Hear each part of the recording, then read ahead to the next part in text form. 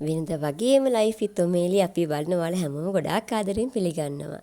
ඉතින් කිරිලි බබත් එක්ක අදත් අපිට හදිස්සියේ වගේ ඒ වගේ අහම්බෙන් වගේ පුංචි ගමනක් යන සෙට් වුණා. ඉතින් එන්නකෝ අපි යමුකෝ අපි කොහෙද ගියේ කියලා බලන්න. ඉතින් ඇත්තටම බබයි මමයි අපේ හස්බන්ඩ්ුත් එක්ක ගියා අපේ ගමේ ගෙදරකට පැණි එකතු කරන්න. ඉතින් ඒ යන අතරතුර එයාලගේ ගෙදෙට්ට පහලින් තමයි ගඟ තියෙන්නේ. ඉතින් මට ලොකු ආසාවක් ඇති වුණා ගඟට යන්න. මම ඉතින් මැරි කරලා මෙයාලගේ ගමට ඇවිල්ලා අවුරුදු 4ක් විතරක් වෙනවා ඒ තාම බැරුණා මේ ගඟට යන්න. ඉතින් ඔන්න අද කොහොම හරි ඒ ගෙදර අසල්වාසීන් එක්ක අපි ගියා ගඟට. බලන්නකෝ මෙතන තනිකර ගල් තලාවක් තියෙන හරිම ලස්සනයි. ඉතින් මෙන්න මෙතන නම් මම ඉතින් මේ ලස්සන නිසා තමයි මේක වීඩියෝ කරේ බලන්නකෝ කිරිබත් එහෙම නැත්නම් අලුව කෑල්ලක් වගේ නේද ඒක තියෙන්නේ. ඉතින් ඇත්තටම මම මේකේ හැඩේ නිසා තමයි මෙහෙම වීඩියෝ කරේ. ඒක ලස්සනට තියෙන නිසා. ඒ වුණාට ගමේ නැන්ද කෙනෙක් කියන මේ කතාවෙන් තේරුම් ගන්නකෝ මොකක්ද කියලා.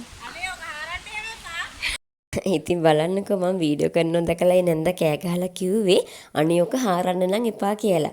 ඉතින් ඒ නැන්ද ඒක කිව්වට පස්සේ තමයි මට තේරුම් ගියේ ඒකේ තේරුම.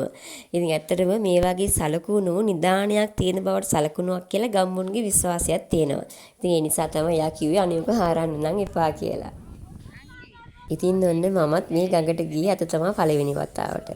ඒ වගේ මගේ අවුරුදු 1කමාරක් විතර මගේ චූටි කිරිලි බබත් ගඟට ගියේ මේ ගඟට ගියේ අද පළවෙනි වතාවට. ඉතින් ඔන්න මේ ගඟට ගියෙත් එයා පළවෙනි වතාවට ඒ වගේම ගඟක එයා ලබන පළවෙනි අත්දැකීමත් මේක තමයි. ඉතින් ඔන්න මේ තියෙන්නේ කොත්මලා ඔය. ඔයාලට ඈතින් බලා ගන්න පුළුවන් කොත්මලේ ඩෑම් එක.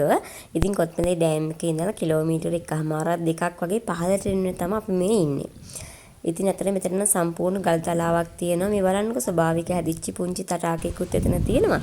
හරිම ලස්සනයි ඉතින්. ඉතින් අපි කිරිලි බබාන වතුරෙන් ගන්නම් බැරි වුණා. ඒ වුණාට ඔන්න මං චුට්ටක් යාව සෝදලා කරලා මෙන්න මේ විදිහට සෙල්ලම් කරන්න තිබ්බා. බලන්නකො මේවා හරිම ලස්සනයි නේද? එයත් ගොඩක් සතුටින් සෙල්ලම් කරා.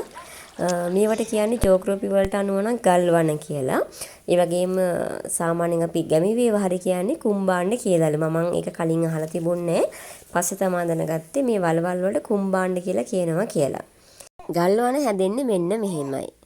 ගලා යන ජලය ගලක් මත ඇති කුඩා විවරයක වැඩි සුලියක් ලෙස කැරකීමට පටන් ගනී. ජලය සමග එන වැලි, බොරළු සහ කුඩා ගල් කැට මෙම සිදුර තුල සිරවි වේගයෙන් කැරකෙමින් ගලා යනවා. මේ ක්‍රියාවලිය හරියට ඇඹරුම් මැෂිමක ක්‍රියාවලිය හා සමානයි. මේ ක්‍රියාවලියේ කාලයක් සමග සිදුවීම නිසා ගල ඇතුළත ඉතා සිනිඳු වටකුරු බඳුනක හැඩය ගන්නා ආකාරයේ කුහරයක් නිර්මාණය වෙනවා. ඉතින් අන්නේ ගල් කුහර තමයි අපි කුම්බාණ්ඩ එහෙම නැත්නම් ගල්වන කියලා හඳුන්වන්නේ. ඉතින් ඔන්න අද අපි ගියපු පුංචි ට්‍රිප් එකකින් ඔයාලා පුංචි ජියෝග්‍රෆි පාඩමකුත් ඉගෙන ගන්න ඇති කියලා බලාපොරොත්තු වෙනවා. ඉතින් ඒ විතරක් නෙමෙයි මේ කුම්බාණ්ඩ කියන වලවල් සම්බන්ධයෙන් ඒ කාලේ කිසියම් අద్භූත විශ්වාසයක් නැත්නම් දේව යක්ෂ විශ්වාසයක් මේවා සම්බන්ධයෙන් තිබිලා තිබෙනවා මේවල හැඩේ නිසා. ඒ වගේම තමයි සමහර පැතිවල මේ වලවල් වල වතුර හිඳුනට පස්සේ ගල් එකතු වෙනවනේ මේ අපේ බබා ඉඳගෙන ඉන්නේ. අන්න ඒ වගේ වුණාම ගොඩක් කට්ටිය මේ වලවල් හාරනවලු. මොකද මැණික් එහෙම තියෙන්න පුළුවන් නිසා. ඒ මැණික් තියෙන පැතිවල විශේෂයෙන්ම රත්නපුරේ වගේ පැතිවල. ඉතින් මම මේ වීඩියෝ එක ගන්නේ දෙසැම්බර් 29 වගේ දවසක. ඒ කියන්නේ දිත්වා සුළුකුණාඩුවට ලංකාවට ඇවිල්ලා ලොකු විනාශයක් කළා මාසයකට විතර පස්සේ. ඉතින් ඇත්තටම මේ ගඟෙත් ලොකු වතුර පාරක් ගියා. මොකද මේ කොත්මලා ඔයනේ ලොකු වතුර පාරක් ගියා. ලොකු විනාශයක් වුණා. අත් මේ යන පාරේ මේ කණ්ඩියට එනකම් වතුර ඇවිත් තිබුණා. ලොකු හානියක් වුණා. අපි ඒක දන්නවනේ. ඉතින් ගම්පල පවා යට උනේ මෙන්න මේ ගඟේ වතුර ගිහින් තමයි ගොඩක් දුරට. ඉතින් වෙනදා වගේ නෙමෙයි අද නම් ගඟට බහිද්දී ලොකු බයක් ඇති වුණා. ඉතින් මොකද ලොකු විනාශයක් වුණ නිසා ඒ වුණාට ඉතින් ආසාව තිබ්බ නිසා තමයි ගියේ. ඉතින් තව චුටි දෙයක් කියන්න තියෙනවා. අපි ඉන්න මේ තැනයි කොත්මලේ ඩෑම් එකයි අතර. හරියට මේ කියන්නේ මෙන්න මෙතනින් වගේ පාලමක් තිබුණා. ඒ පාලමේ නම තමයි ඔරුතොටුවැල්ල පාලම. ඉතින් මේ ඔයාලා දකින්නේ පාලම. ඒ පාලමත් මේ එදා කොත්මලේ ඩෑම් එකේ වතුර ඇරලා ගලාගෙන ආපු අධික ජල පහරට ගහගෙන ගිහින් තිබුණා. සම්පූර්ණයෙන්ම පාලම ගහගෙන ගිහිල්ලා මේ ඔයාලා දකින්නේ පාලමේ කණුව විතරක් ඉතුරු වෙලා තියෙන විදිහ. ඉතින් මම මේ වීඩියෝ එක ගත්තේ නොවැම්බර් 27 වෙනිදාමයි. ඒ කියන්නේ සුළුකුණාට තිබුණ දවස්වල. ඒ වගේම ගඟේ ඉකොඩින් දැන් තමයි මම මේ වීඩියෝ එක ගත්තේ. ඉතින් මගෙත් එක්ක මේ ගමන ගිහපු නැන්දලා කියපු විදිහට මේ ගල් තලාවෙන් තමයි ගමේ මිනිස්සු එගොඩ වෙන්නේ.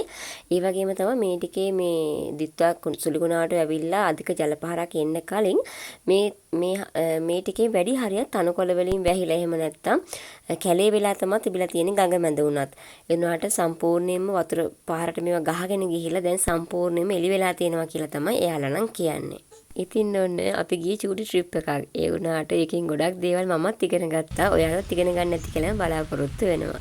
ඉතින් මේ තියෙන්නේ අපි ගඟින් මං ආව පැත්ත නෙවෙයි අනිත් පැත්ත නැත්නම් ගඟින් එගොඩ. ඉතින් අර පයින් ගල් තලාවේ ඇවිල්ලා මිනිස්සු පයින් යන්නේ මෙන්න මේ පාරෙන් තමයි එගොඩ වෙන්නේ. ඉතින් දැන් අපි යද්දි යන්නේ මේ පැත්තෙන් මං ආවේ මේ පැත්තෙන් නෙවෙයි. මෙතන ලොකු නුග ගහක් තියෙනවා. ඉතින් හරිම ලස්සනයි මේ ටිකත්. මං වලට පෙන්නන්නම් මේ අපි අර මෙතනින් තමයි අපි මේ ආවේ. දැන් ගඟෙන් පිට වෙන්නේ අපි මෙන්න මේ පැත්තේ.